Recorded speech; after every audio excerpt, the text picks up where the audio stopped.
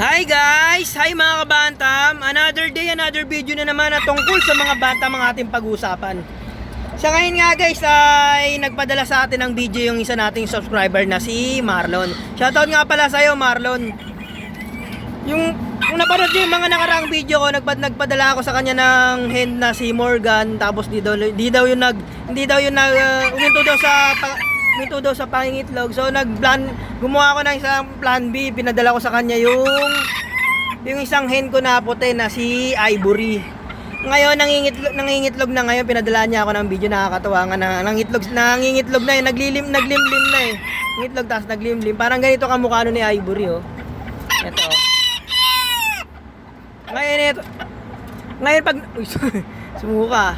Sobrang dami nang ininom niyang tubig ni Midoriya. Kamukha ni Midoriya yun eh. Kasi yun si Ivory kasi puting-puti.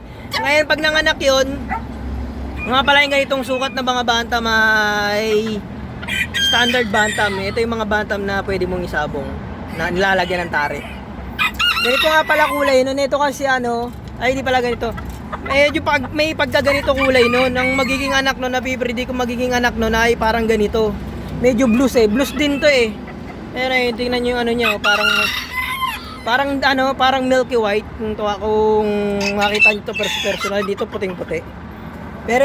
Pero kamukha to nung hen na binigay ko na si Ivory. May lahi din yung binabae o heni. May lahi din yun. Ang magiging kulay ng mga anak nun, mga ganito, kaya yung blues ko na si parang ganito kulay oh. Yung blues ko na kulay na si Dragon, kapatid din ito. Kasi isang lahi lang din ang pinanggalingan nila eh.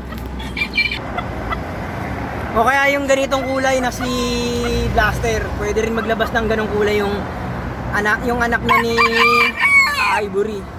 O kaya yung ganitong kulay na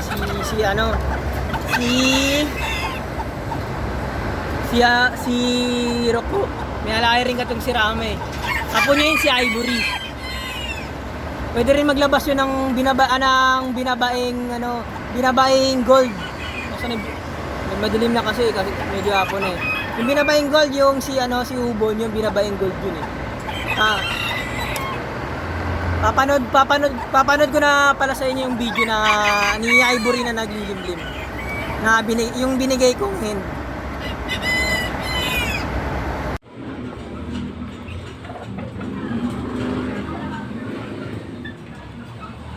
Sa pola sobrang taba.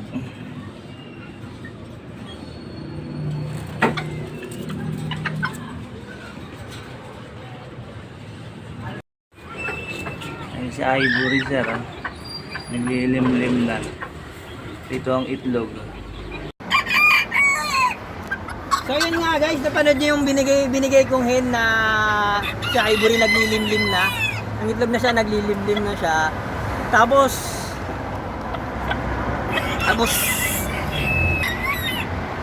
oo nga pala guys, medyo sumablay tayo sa balayan natin kasi yung mga itlog, yung nagbakasyon ako mga isang linggo ako nagbakasyon. Iniwanan ko yung sa mama ko yung mga banta, hindi niya naasikaso kaya yun nabugok. Tapos yung itlog ni Ivory hindi ko na pinasalang. Ewan ko mamimisa yung ibang itlog rito kasi sumablay eh. Hindi ko naasikaso, nagbakasyon ako eh. Ngayon gagawa na naman akong plan B. Ang gagawin kong plan B, bibili na lang ako ng bantam doon sa Malabon Pet Market o kaya sa Bukawi o kaya doon sa Grotto. Ipamibigay ko lang sa ating mga subscriber. Hanap tayo doon ng magandang bantam na ipamimigay lang natin. Antabayanan nyo lang po yung mga sunod kong mga video kung kailan ko ibibigay yung mga bantam na binili ko doon. Yan, panoorin nyo lang.